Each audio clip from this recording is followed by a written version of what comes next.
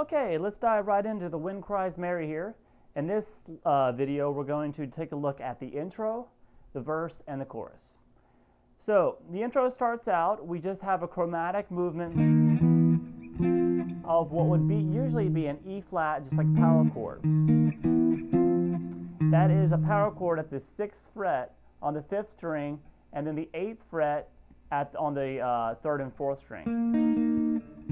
But what he does is he adds the 6th fret on the B flat on the 6th string as well underneath this note. So it's like a standard E flat chord with an added 5th underneath it. And then you chromatically move that same shape up.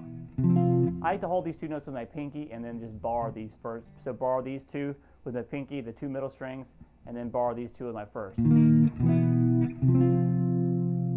Alright? Then we have this little maneuver that's very reminiscent of Hendrix, and it's basically this. And he's just taking those same chord shapes and moving the 3rd into the bass. So we have this. It's the 8th fret on the 4th and 5th strings, barred with your first finger, and then a quick hammer on the 10th fret on the 5th string. You still want that note on the 4th string ringing out underneath it. And then do that same maneuver at the 9th, and then at the 10th fret. And then we go back through those same 3 previous chords, and then back to the same hammer-on maneuver. And then we have a little fill to, and that is basically just pick 10 and 12 on the 5th string with your 1st and 3rd finger. Pick 10 on the 4th. Hammer on to 12. Now pick it again and hammer on. Then back down to 10 on the 4th, and then come over and at the 12th fret on the 5th string. And that's it for the intro. So now let's talk about the verse. The verse is built off of 3 chords. C major, which is just played basically your C major shapes right here off the 5th string at the 3rd fret, and then barring at the 5th fret across the 4th, 3rd, and 2nd strings. I like to bar with my pinky there and just grab this root note with my first finger. And then the same shape down 2 frets is B flat. And then we have an F major chord. Now how he usually holds this F major, he doesn't do the standard F major bar. He likes to take his thumb and grab that low F, and then he has his first finger on the 2nd string 1st fret, 2nd finger on the 2nd fret 3rd string, and then the 3rd finger at the 3rd fret on the 4th string. And he'll use the tip of his 3rd finger to mute that 5th string so it doesn't ring when we're strumming across it. So we have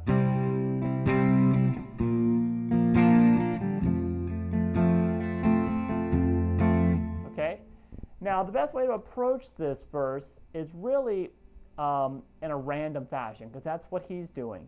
He's doing, every time he plays it, he plays it a little bit differently, these 3 chords, by embellishing the chords in a few different ways. So we're going to talk about the ways that he embellishes them, but then I'm going to just leave it to you to randomly do it,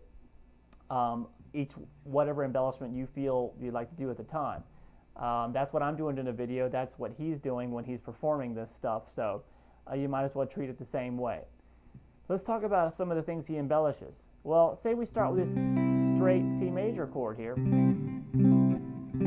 His favorite chord device probably to use of all is to take a standard major shape, and if we spell this chord C, E, and G. Those are the notes that make up a C major chord. That's the 1st, the 3rd, and the 5th note of a C major scale. Well, if you take and right now we have C in the bass, the 1 in the bass, the root. If we moved it to the 3rd and made the 3rd be in the bass, here's the 3rd, it's E, C, D, E. That's the 3rd note of the scale, and then you add the same notes on top. We still have a C major chord, but it has the E in the bass, so it's considered technically to be in 1st inversion. So that's one of his favorite things, is to kind of kind of slide into that. That would be off the B flat now. You see, we still have the same 3 notes there. All right. So when he's playing these 2 shapes on the off the 5th string here, he's going to be doing a lot of that on that. So he'll be like, and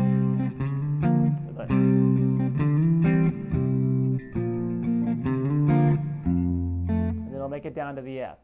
On the F, he has a couple things he likes to do. By far, his favorite in this song is he takes these same F chord, starts strumming it, and then he'll lift up his 2nd finger to make that 3rd string open, and he'll pick that chord, those 3 notes, and hammer that note back on.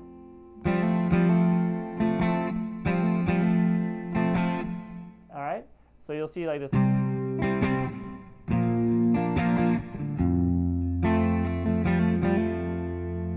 All right, another thing he'll do on this F, he'll play the chord normal, and then he'll take his pinky and lay it on the 2nd fret on the 2nd string, and then come back down to the normal chord.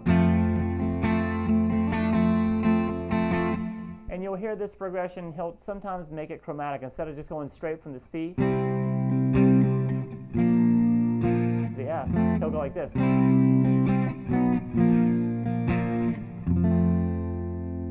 All right, so that is chromatic, little chromatic movement. You'll hear that, but the majority of the time when he's doing that, he's not doing it down here. He takes a higher shape of this C chord. So instead of this, so let's hold this, we have this F again, right? Move that up to the 8th fret. And you'll see it's the same thing, but just a higher voicing of C. And he does the chromatic movement from there. So the 8th fret to the 7th to the 6th. And then down to the F.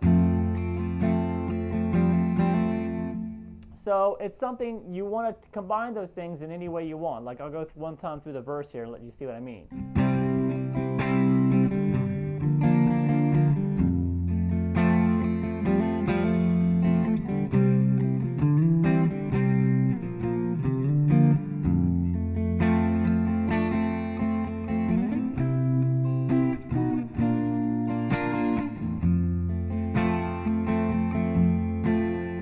Okay?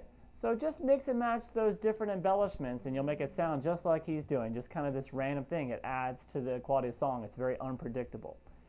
All right, then we get to the chorus here, which is based off of this same shape that we did with this F here, but move it to the 3rd fret. And I'll play through the chorus really quick. It goes like this.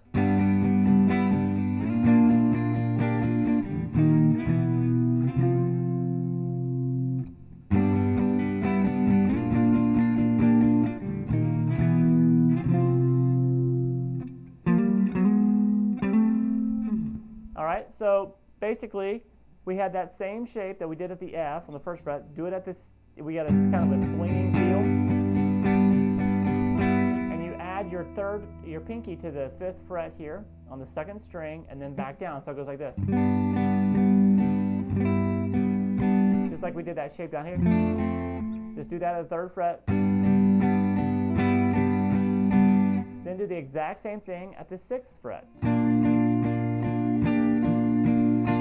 We got.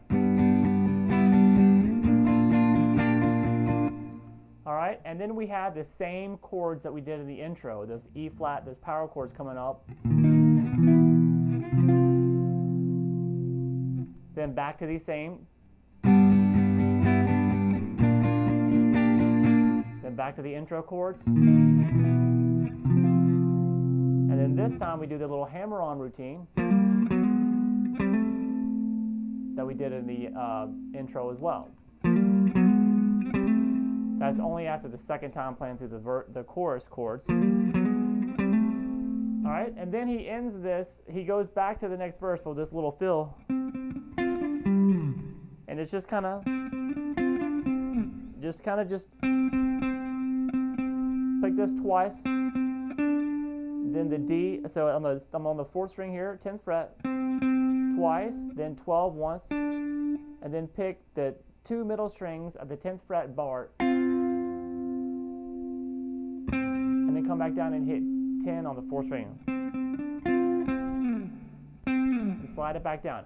And then it just goes back through the verse and the chorus again, just randomly picking chord embellishments.